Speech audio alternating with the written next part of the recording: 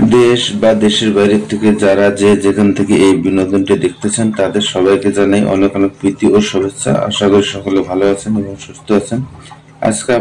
আজকে আমি আপনাদের সামনে যে বিষয়টি নিয়ে কথা বলবো সেটা হচ্ছে সুস্থ লেয়ার মুরগি চিনতে না পারলে খামারে বড় ধরনের ক্ষতির সম্মুখীন হতে পারেন। তাই আপনাদের জন্য এই ভিডিওটা তৈরি করা।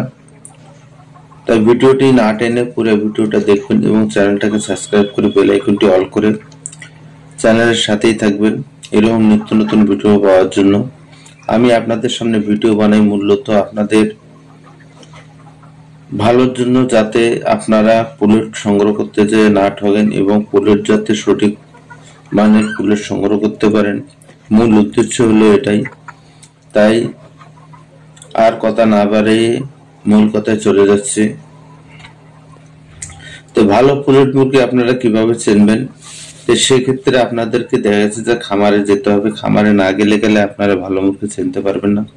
আর ভালো মুরগি চিনতে না পারলে আপনারা দেখা যাচ্ছে যে পুলেট সংগ্রহ করে বড় ধরনের ক্ষতির সম্মুখীন হতে পারেন। তো কিভাবে ভালো মুরগি চিনবেন?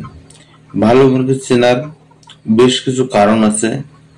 যদি আপনারা সেই কারণগুলো লক্ষ্য করতে পারেন এবং চিহ্নিত করতে পারেন, তাহলে আমি মনে করবো যে আপনারা যেখান থেকে পুলেট সংগ্রহ করেন না কেন আপনারা ভালো মানের পুলেট এবং সঠিক পুলেট মুরগি সংগ্রহ করতে পারবেন। সে কারণের মধ্যে এক নম্বরে হচ্ছে, যদি মুরগিতে ভ্যাকসিন পরিপূর্ণ করা থাকে এবং মুরগিগুলো যদি সুস্থ থাকে, তাহলে সে মুরগিগুলোর মুখমণ্ডল থাকবে উজ্জ্বল এবং চকচকে। এছাড়া মুরগিগুলো থাকবে চঞ্চল এবং স্বচ্ছ এবং সবসময় ছুটোছুটি করবে এবং কোনো সময় ঝিমানো বা দুর্বল কোনো মুরগি পাওয়া যাবে না। এই একটা লক্ষণ। আর একটা হচ্ছে দেখা যাচ্ছে যে লেয়ার মুরগি চেনার কিছু কারণ আছে। যেমন আপনারা যখন খামারে যাবেন, যাওয়ার পরে দেখা যাচ্ছে যে একজন পরিচিত আরেকজন অপরিচিত ব্যাপার স্যাপার আছে, যে প্রতিদিন এবং প্রতিনিয়ত এই মুরগিগুলোকে খাদ্য পানি দেয় এবং দেখভাল করে। সে যদি খামারে ঢুকে কোনো মুরগি দৌড়াদৌড়ি করবে না বা ছোটাছুটি করবে না।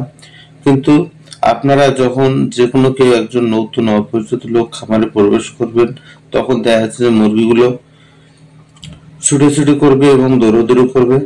তখন ভেবে নেবেন যে হ্যাঁ, মুরগিগুলো সুস্থ আছে। আর যদি অসুস্থ মুরগি থাকে তাহলে সে দৌড়াদৌড়ি করবে না, ঝিম ধরে এক জায়গায় বসে থাকবে।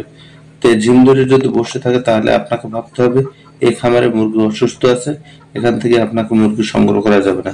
কারণ ওই খামার থেকে যদি মুরগি সংগ্রহ করেন তাহলে আপনার খামারে যে কোনো সময় যে কোনো ভাবে একটা বড় ধরনের দুর্ঘটনা ঘটে যেতে পারে। আর ওই রকম দুর্ঘটনা ঘটে গেলে আপনি বিশাল বড় লসে এবং ক্ষতির সম্মুখীন হয়ে যাবেন।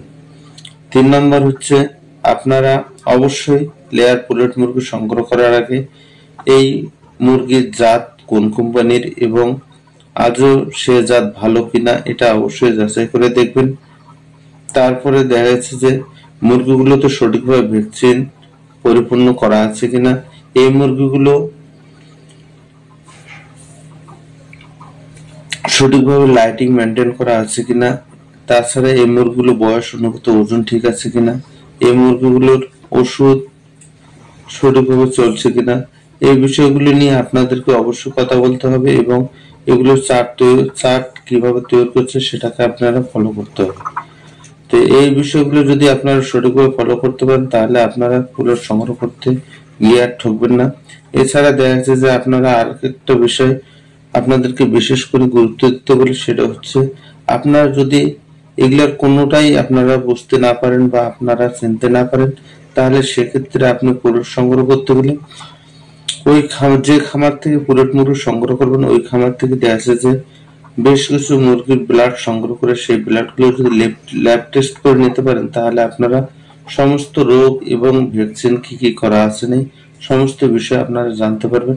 তাহলে দেখা যাচ্ছে যে আপনারা পুলেট গুলো সঠিক নিতে পারবেন এবং মুরগি ভালো পাবেন।